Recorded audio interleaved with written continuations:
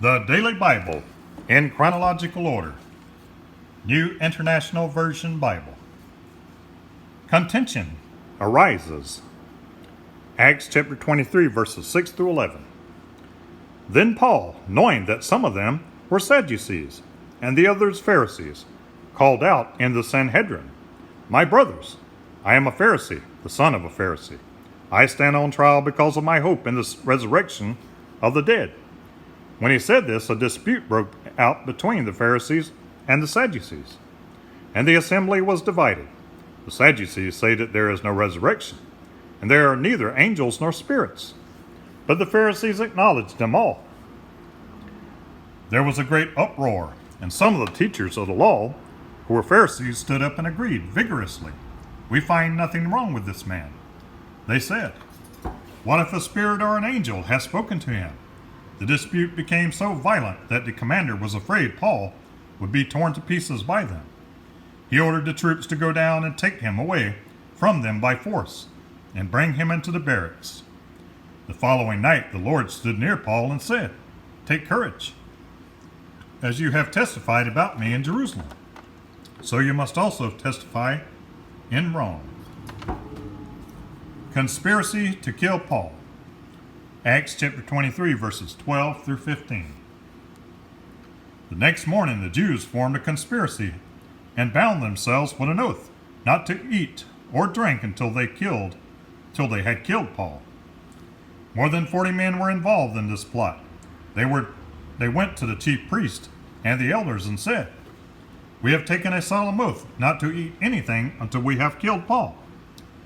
Now then, you and the Sanhedrin petitioned the commander to bring him before you on the pretext of wanting more accurate information about his case. We're ready to kill him before he gets here." Paul's nephew gives warning. Acts chapter 23, verses 16 through 23. But when the son of Paul's sister heard of this plot, he went into the barracks and told Paul. Then Paul called one of the centurions and said, "Take this young man to the commander. He has something to tell him." So he took him to the commander. The centurion said, "Paul, the prisoner, sent for me and asked me to bring this young man to you, because he has something to tell you." The commander took the young man by the hand, drew him outside, and asked, "What is it you want to tell me?" He said, "The Jews have agreed to ask you to bring Paul before the Sanhedrin tomorrow, on the pretext of wanting more accurate information about him. Don't give in to them, because more than 40 of them are waiting in ambush for him. They have taken an oath not to eat or drink until they have killed him. They are ready now, waiting for your consent to their request." The commander dismissed the young man and cautioned him, "Don't tell anyone that you have reported this to me." Preparations for transfer. Acts chapter 23, verses 23 through 30. Then he called 2 of his centurions and ordered them, "Get ready a detachment of 200 soldiers, 70 horsemen, and 200 spearmen. Go to Caesarea at 9 tonight. Provide mouths for Paul so that he may be taken safely to Governor Felix." He wrote a letter as follows: "Claudius Lysias, to His Excellency Governor Felix. Greetings. This man was seized by the Jews, and they were about to kill him.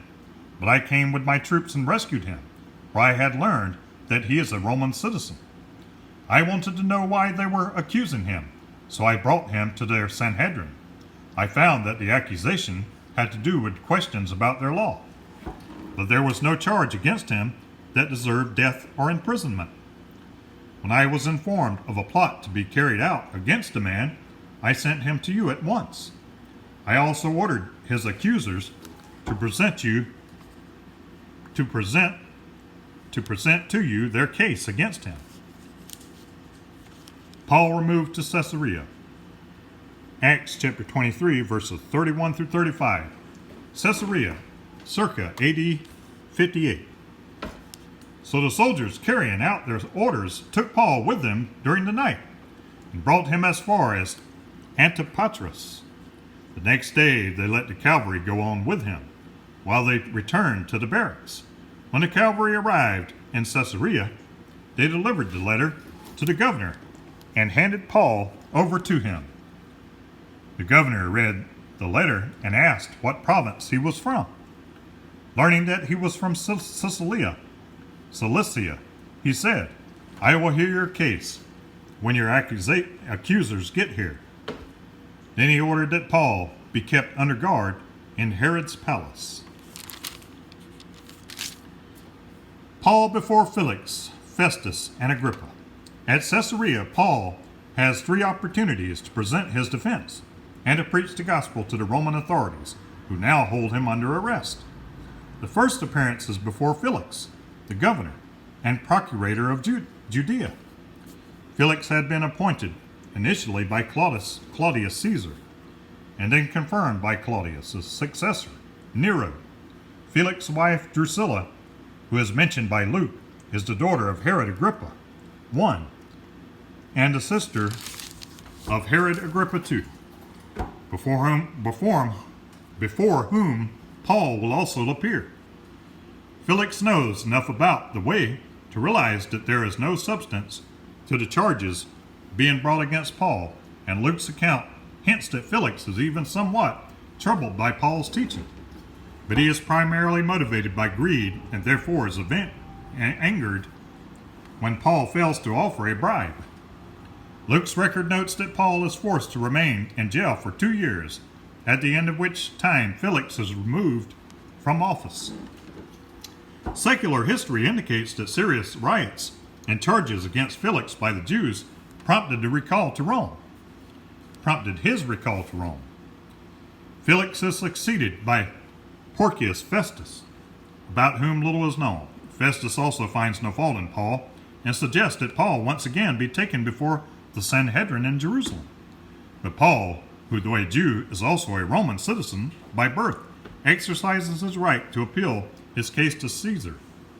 Shortly after Paul seeks an appeal, Festus is visited by King Herod Agrippa II and his sister Bernice.